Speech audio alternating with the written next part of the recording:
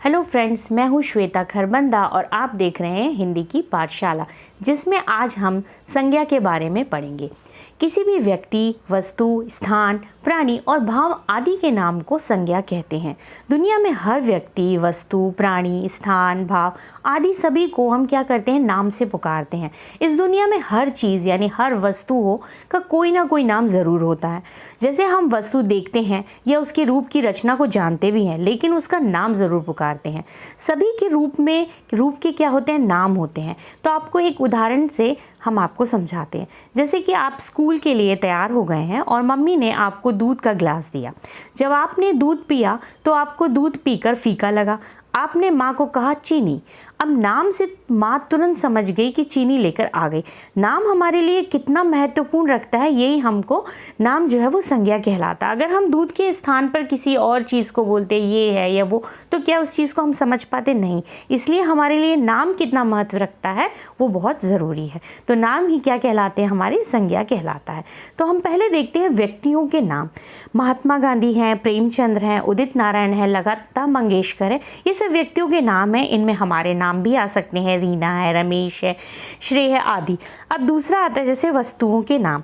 किताब है, पेन है, बल्ब है, बेड है, कुर्सी आदि। इसी प्रकार स्थानों के नाम, मुंबई है, गुजरात, अंधेरी, दिल्ली, राजस्थान आदि। किसी भी स्थान के नाम, सिर्फ शहरों के नाम नहीं, किसी भी स्थान के नाम यहाँ पर आते हैं। अब हम भावों को देखें, भावों के नाम को। दया, करुणा, क्रोध, अपनापन, बुढ़ापा, गर्मी, सर्दी, ये सब क्या है, भाव हैं। अब है प्राणियों के नाम।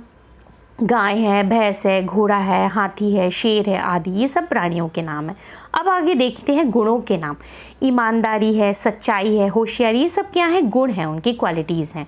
अब हम इसके बाद देखते हैं संज्ञा के भेद कि संज्ञा के भेद कितने होते हैं। संज्ञा के जो हैं वो 3 भेद होते हैं। पहला होता है हमारा व्यक्तिवाचक संज्ञा, दूसरा होता है जातिवाचक संज्ञा। अब जातिवाचक संज्ञा के ही अंतर्गत समूहवाचक संज्ञा और द्रव्यवाचक संज्ञा आते हैं। तीसरा होता है हमारा भाववाचक संज्ञा। पहला हम देखते हैं व्यक्तिवाचक संज्ञा।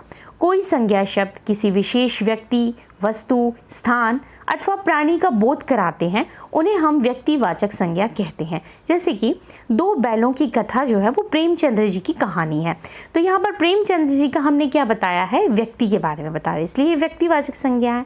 महाभारत एक ग्रंथ है, महाभारत की विशेषता बता रहे हैं, ग्रंथ है। तो हमने क्या बात करी यहाँ पे, वस्तु की बात की। गंगा नदी हिमालय से निकलती है, तो हमने यहाँ पर स्थान यानी कि हिमालय से निकल रही है। आगरा में ताजमहल है। तो इस तरीके से हमने व्यक्तिवाचक के अंदर स्थान हो गए, वस्तु हो गई, प्राणी, सभी हमारे इसके अंतर्गत आते हैं व्यक्तिवाचक संज्ञा में, उनके नाम। अब दूसरा कहलाता है हमारा जातिवाचक संज्ञा। अब जिन संज्ञा शब्दों से व्यक्ति, वस्तु, स्थान, प्राणी आदि की पूरी जाति का बोध होता है, उन्हें हम क्या कहते हैं, जातिवाचक संज्ञा कहते हैं।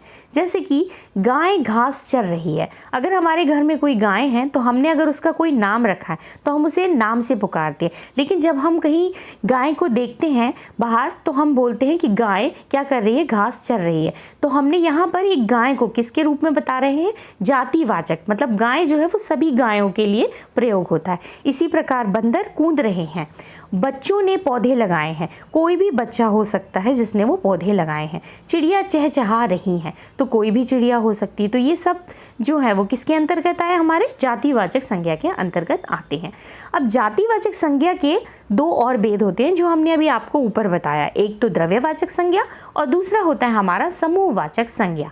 अब शब्दों का अध्ययन जो होता है वो जातिवाचक संज्ञा के अंतर्गत ही किया जाता है। तो पहले हम देखते हैं द्रव्यवाचक संज्ञा। आप नाम से ही समझ सकते हो, द्रव्य मतलब कोई द्रव्य पदार्थ होता है। जो शब्द किसी धातु या द्रव्य का क्या कराता है, बोध कराता है, उन्हें हम द्रव्यवाचक संज्ञा कहते हैं। जैसे कोयला, पानी, तेल, घी, सोना आदि सारे ये पदार्थ जो हैं, चाहे वो ठोस हो, द्रव्य हो या गैस हो, वो किसके अंतर्गत आएंगे, हमारे द्रव्यवाचक संज्ञा के अंतर्गत आते हैं। जैसे कि मैंने दूध पिया, तो दूध क्या है, एक द्रव्य पदार्थ है। सुनार के पास सोने का हार है, मतलब सोना क्या है, पिघल जाता है, द्रव्य पदार्थ बन जाता है, इसलिए वो भी द्रव्यवाचक संज्ञा के अंतर्गत ही आता है। इसी का दूसरा जो है वो है समूहवाचक संज्ञा। अब जिन संज्ञा शब्दों से किसी भी व्यक्ति या वस्तु के समूह का जब बोध होता है तो उस शब्दों को हम समूहवाचक संज्ञा कहते हैं। समूह मतलब ग्रुप होना, किसी एक का नहीं, बहुत सारे लोगों से जो मिलकर बनता है उसे हम समूहवाचक संज्ञा कहते हैं।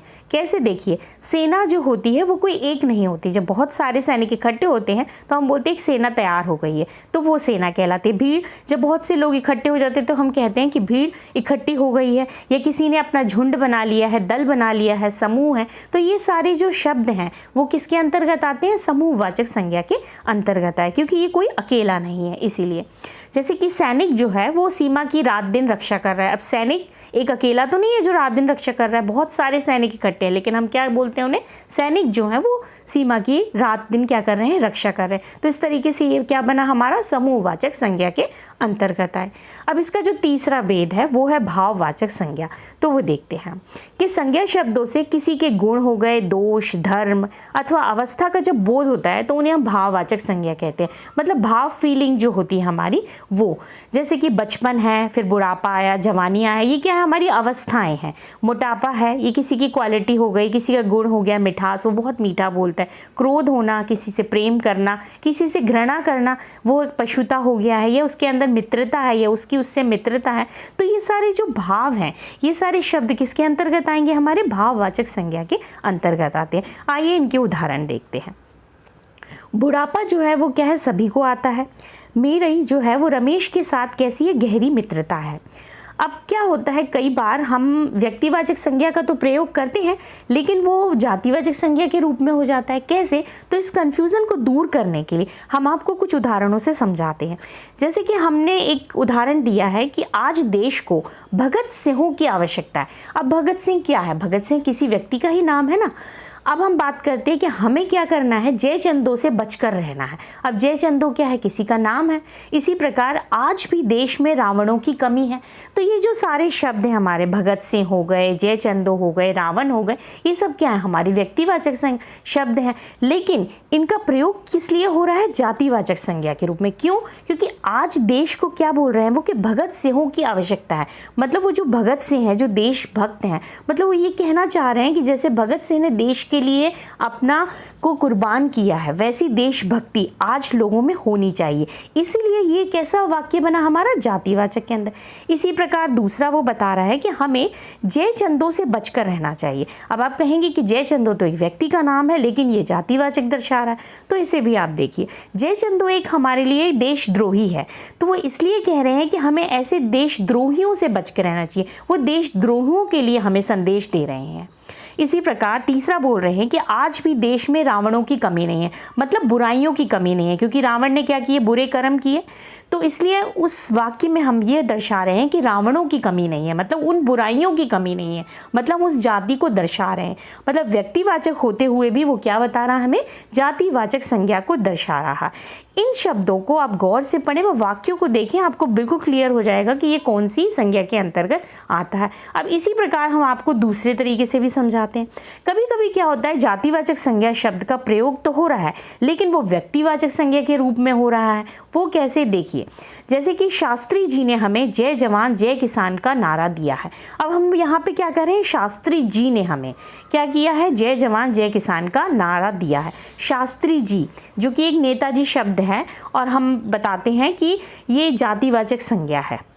अब किंतु यहाँ से लाल बहादुर शास्त्री और सुभाष चंद्र बोस के बारे में क्या किया जा रहा है? प्रयुक्त हो रहा है। तो ये किसके अंतर्गत आया? हमारा व्यक्तिवाचक संज्ञा बन गया, क्योंकि ये जो हम बता रहे हैं कि उन्होंने जय जवान किसान दिया, और नेताजी ने क्या किया? आज़ादी के लिए खून मांगा है। हमने उनको नेताजी और शास्त्री जी ज़रूर बुलाया है, जातिवाचक में बुलाया है, लेकिन ये जो उन्होंने कहा है जिन शब्दों को, वो किसी एक व्यक्ति ने कहा है। इसीलिए ये वाक्य कैसा आएगा? व्यक्तिवाचक संज्ञा के अंतर्गत आएगा। धन्यवाद। अभी तक जिन्होंने भी चैनल को सब्सक्राइब नहीं किया है, प्लीज़ सब्सक्राइब, लाइक और शेयर ज़रूर करें। धन्यवाद।